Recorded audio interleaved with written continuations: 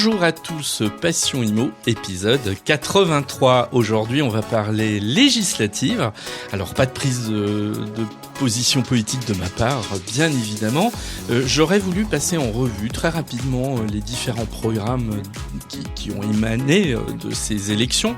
Le deuxième tour approche, donc on va bientôt savoir ce qu'il en est, quoique c'est pas certain. Donc une synthèse de ma part. Parce que finalement, les candidats ont dit beaucoup de choses sur le logement, sur l'habitat de manière générale, sur l'immobilier. Donc on va regarder ça, on va regarder les points saillants de ces programmes et à la fin je vous donnerai un point de vue, mais pas du tout un point de vue pour démonter tel ou tel programme, ça sera plutôt un point de vue global sur la faisabilité, sur le côté réaliste ou pas de ces différents programmes. Allez, sans plus tarder, on regarde tout ça. Passion Immo, épisode 83, c'est parti.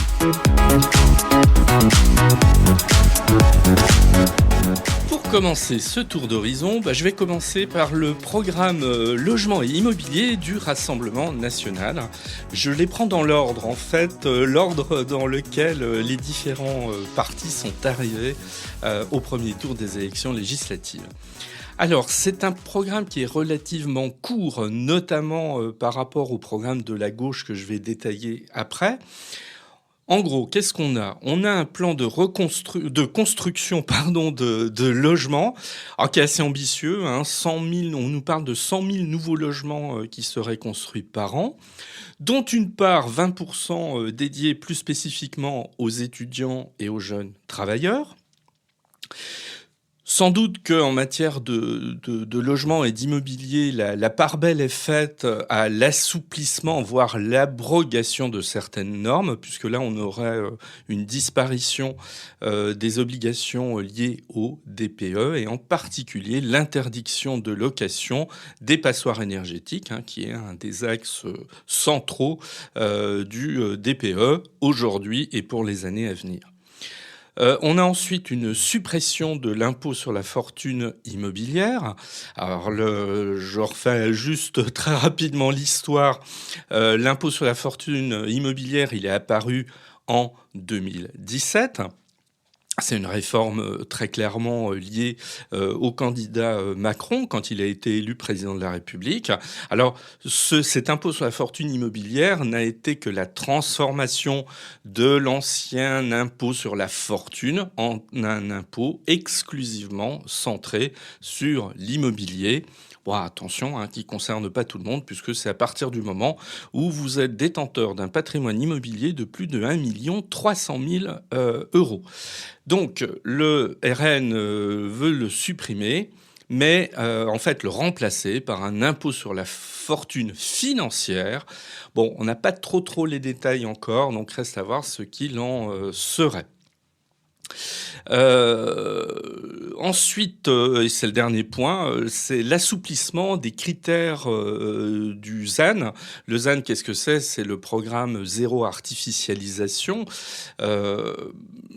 Là, on veut... Alors, c'est un programme qui est assez contesté, qui vise en fait à moins construire dans un certain nombre de zones identifiées, et le RN souhaite, là encore, on voit bien qu'on est dans une logique d'assouplir la réglementation. Le RN souhaite tout simplement un assouplissement et davantage de prise en compte des décisions des élus locaux. Voilà pour le Rassemblement national. Le nouveau Front populaire maintenant. Alors là, le programme est beaucoup plus ambitieux. Il y a beaucoup de détails, ce qui n'est pas illogique, partant du principe que la gauche a toujours été quand même assez présente sur la question du logement et de l'immobilier. Donc, je vais essayer d'être assez clair sur ce que propose le nouveau Front populaire. Tout d'abord, un encadrement des loyers et des prix du foncier. Alors, sur l'encadrement des loyers, on l'a déjà en place quand même largement en France dans un certain nombre de villes. Il deviendrait obligatoire dans les zones tendues, mais on l'étendrait également au prix du foncier. Alors, est-ce à dire que les prix du foncier ne pourraient pas dépasser certains montants? À voir, là encore, on n'a pas des modalités extrêmement précises à ce sujet. Ensuite, des mesures contre les expulsions. En fait, le nouveau Front populaire souhaite l'abrogation de la loi anti-squat qui a été votée il y a seulement quelques mois, une loi qui a été portée par le nouveau et toujours encore, à l'heure que j'enregistre ce podcast, qui avait été portée par l'actuel donc ministre du Logement, Guillaume Kasbarian. Cette loi, elle avait un double objectif. D'une part, de faciliter les expulsions locatives en cas d'impayé de loyer, et puis par ailleurs, de restreindre les critères liés au squat, en tout cas de favoriser l'expulsion des squatteurs. Alors là, peut-être où il y a mal donne, c'est que cette loi Kasbarian, bon, je dis pas ça pour la défendre, hein, mais moi j'essaie d'être assez objectif. Elle n'a pas complètement libéralisé la possibilité d'expulser des locataires, hein. Attention, il y a toujours un encadrement, des procédures à respecter et qui sont relativement strictes. Là encore, voilà, je ne sais pas s'il s'agit d'une simple abrogation voulue par le nouveau Front populaire ou si il y aura d'autres modalités. Le nouveau Front populaire souhaite également la construction de logements publics. Là, on est sur 200 000 logements sociaux par an pendant 5 ans, avec des normes écologiques plus strictes qu'elles ne le sont aujourd'hui. Je ferai un commentaire à la fin de cet épisode sur les ambitions de certains programmes que très honnêtement, je trouve totalement délirante et irréaliste, et pas uniquement de nouveau Front populaire, hein. Je vais être assez large dans mon appréciation. Parce qu'honnêtement, construire 200 000 logements sociaux par an, je ne vois pas comment ce serait possible. Bon. Autre point défendu par le nouveau Front populaire, la garantie universelle des loyers. Alors en fait, il s'agit de réduire les risques de non-paiement et encourager les investissements locatifs avec une garantie qui serait plus complète que celle que l'on a aujourd'hui. Alors sans doute avec une garantie de l'État pour faire qu'un propriétaire qui loue son logement prenne moins de risques à l'égard des impayés de loyer. Autre point, le quota des logements sociaux. Alors là, on aurait des sanctions contre les communes qui ne respectent pas les quotas de construction de logements sociaux, un renforcement en fait de ces sanctions qui existent déjà, hein, donc à voir là encore ce qu'il en serait. Le nouveau Front populaire nous parle aussi du prêt à taux zéro. Un prêt à taux zéro qui serait étendu à tous les primo-accédants, sans restriction géographique et sans distinction entre le neuf et l'ancien. Alors, je suppose que il y aurait des restrictions liées aux revenus. J'imagine, hein, là encore, les choses ne sont pas tout à fait aussi précises qu'on le souhaiterait. Les APL qui seraient revalorisées de 10%. Et dernier volet sur la rénovation énergétique, le nouveau Front populaire qui souhaite en fait un renforcement assez important des aides et une prise en charge totale des travaux pour les ménages modestes qui doivent réaliser des rénovations énergétiques dans leur logement. Donc voilà pour le programme immobilier Habitat du nouveau Front populaire. On voit qu'il est assez conséquent et ambitieux. Et je termine par le programme d'ensemble pour la République, la majorité présidentielle. Alors c'est sans doute le plus court de tous, ça ne veut pas dire que ce soit le plus nul, évidemment. Bon, c'est toujours le cas, hein. On a un gouvernement qui est en place depuis plusieurs années, donc voilà, il fait des choses dans le prolongement de ce qu'il a décidé jusqu'à maintenant. 3 points, hein, en tout cas à relever. Le premier, qui a été largement commenté et qui a été était plutôt spectaculaire, l'exonération des frais de notaire pour les primo-accédants. Alors c'est important parce qu'on se rappelle quand même que des frais de notaire, ça représente quand même beaucoup quand on fait l'acquisition d'un logement. Et ici, cette exonération, elle porterait sur les achats de biens immobiliers jusqu'à hauteur de 250 000 euros. Et voilà, elle pourrait concerner un nombre assez important de jeunes de classe moyenne et populaire, bon, qui accèdent à la propriété. Donc là encore, on imagine que ce serait encadré, que ça ne concernerait peut-être pas tout le monde non plus. On imagine que ça concernerait ceux qui en ont le plus besoin, hein, ce qui après tout est normal. Deuxièmement, la création d'un fonds pour la rénovation énergétique. Alors, il s'agit de booster la rénovation énergétique, en particulier pour les classes moyennes et populaires. On sait que ce sont elles qui ont le plus de mal à financer la rénovation énergétique. Et l'idée, c'est de rénover 300 000 logements supplémentaires jusqu'en 2027. Donc, à peu près 2025-2023, ça nous fait 100 000 logements supplémentaires par an jusqu'en 2027, voilà, qui seraient ainsi rénovés. Et pour terminer, la création d'une garantie de loyer qui sera inspirée de la garantie Visale, bon, qu'on connaît bien, qui fonctionne plutôt pas mal, mais bon, qui n'est pas aussi universellement utilisée qu'on le souhaiterait. Et là, ça ressemble finalement d'assez près à la garantie proposée par le nouveau Front populaire. Donc voilà pour le programme Ensemble pour la République. Bien, alors maintenant que j'ai fait ce petit tour d'horizon, mon opinion, alors qui est évidemment mon opinion toute personnelle, mais qui, vous allez le voir, est pas teintée d'appréciation politique. Je les laisse de côté, hein. J'ai voté au premier tour, je vais voter au deuxième, je vais même préciser que j'ai toujours voté à n'importe quelle élection de ma vie, donc voilà, je suis plutôt engagé à ce niveau-là, mais c'est pas le propos.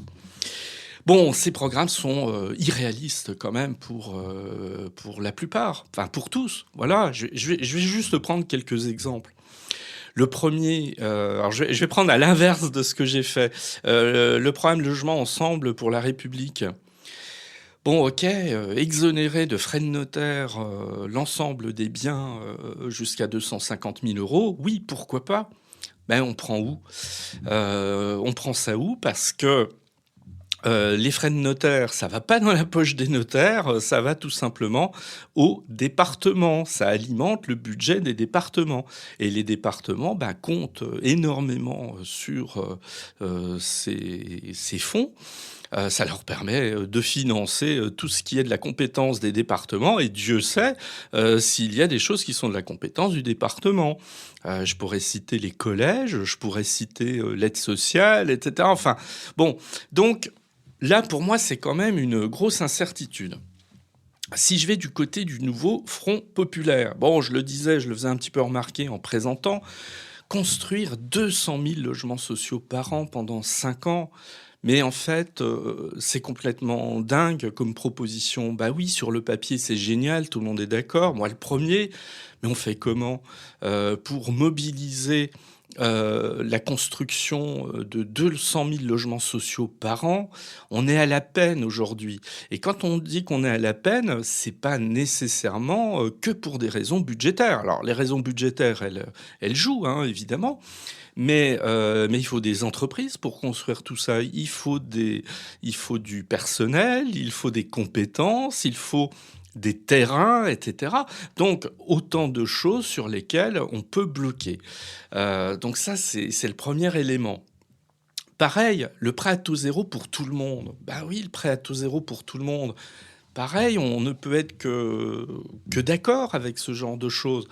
Mais le prêt à taux zéro, c'est pas gratuit. Je vais juste rappeler très rapidement le mécanisme du prêt à taux zéro. Les banques vous prêtent à taux zéro, mais la compensation, elle est faite par l'État. Alors la compensation, elle est faite par l'État aux banques sous la forme d'un crédit d'impôt. C'est-à-dire que de manière à ce que ça ne coûte rien aux banques, ce qui est tout à fait logique.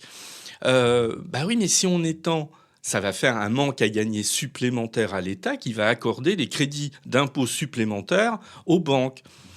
Là, moi, ça me semble quand même annoncé de manière un petit peu légère, hein, mais comme je l'ai fait il y a quelques secondes concernant l'exonération des frais de notaire. Et j'en arrive, pareil, au programme du Rassemblement national. 100 000 nouveaux logements construits par an. Donc, en plus de ceux existants, alors déjà, alors là, on ne parle pas que du logement social, on parle de tous les logements. Mais pareil, comment on fait? Moi, j'attends du concret derrière. De la même manière, sur l'assouplissement des normes énergétiques. Alors, que les normes énergétiques doivent être éventuellement assouplies, que l'on décale peut-être un certain nombre d'échéances. Pourquoi pas? Mais les supprimer. Alors, ça veut dire quoi derrière? Ça veut dire qu'en fait, d'un trait de plume, on considère qu'il n'y a plus aucun effort énergétique à faire, que le réchauffement climatique, ça n'existe pas et qu'il n'y a pas des efforts à faire. Ça veut dire aussi que si on interdit, on lève l'interdiction de location des passoires énergétiques, on va être en capacité de louer n'importe quoi, parce que allez, on va pas se le cacher, hein, derrière cette question de location des passoires énergétiques, moi, je trouve qu'il y a un grand bal des faux culs, parce que on a parfois des bailleurs qui disent oui, mais moi ça rend difficile la location de mon logement. On est d'accord, et donc il y a des travaux à faire, ça coûte cher, etc. Ben oui, mais on le sait quand même, on a parfois des logements qui sont sur le marché qui sont pas à la hauteur, qui nécessitent des travaux. Donc, ces obligations liées au DPE, certes, elles ont une contrainte. Alors peut-être qu'il faut renforcer la prise en charge des travaux de rénovation, mais ça permet aussi un truc au final, c'est d'offrir aux locataires des logements décents, remis aux normes, où ils se chauffent correctement, où il y a une isolation acoustique correcte, etc. Donc, les normes, c'est pas uniquement fait pour embêter le monde, c'est aussi dans un objectif d'amélioration globale. Maintenant, il faut être pragmatique. S'il y a des assouplissements à faire, faisons-les, mais ne supprimons pas tout de cette manière. Bref, pour résumer et conclure en fait sur ce sujet, moi ce qui m'embête dans ces programmes, c'est pas leur générosité. Ils sont généreux. Et moi, honnêtement, il y a une grande partie de ces programmes, d'où qu'ils puissent émaner, je suis d'accord. Mais comment on finance, notamment? Et là, on est dans le vide le plus total. Je voudrais pas rappeler l'état des finances de l'État. Je voudrais pas rappeler l'état de notre dette. Et bref, un petit peu d'humilité. Bon, alors, le deuxième tour, il est maintenant dans quelques jours. On verra ce qu'il adviendra de tout ça. Comme je l'ai dit au début, la grande difficulté, c'est que, vraisemblablement, mais je peux me tromper, il n'y a pas vraiment une majorité qui devrait se dégager de ces élections. Donc, ça veut dire qu'on aurait un gouvernement qui composerait avec un certain nombre de ces mesures pour m'en tenir uniquement à la dimension logement, habitat et immobilier. Donc, difficile aujourd'hui de dire ce qui sera retenu de tout ça. Sans compter une chose, c'est que dans tous les cas, l'Assemblée élue la semaine prochaine, elle est en place pour 3 ans. On n'imagine pas davantage parce qu'il y aura une élection présidentielle en 2027 et qu'il faudra, les programmes, c'est fait pour s'étaler, se construire au fil de ces 3 années et pas dans les 15 jours qui suivent l'élection. Donc, clairement, affaire à suivre. Et puis, j'ai envie de vous dire, dans tous les cas, allez voter votez pour qui vous voudrez, mais votez. À très bientôt.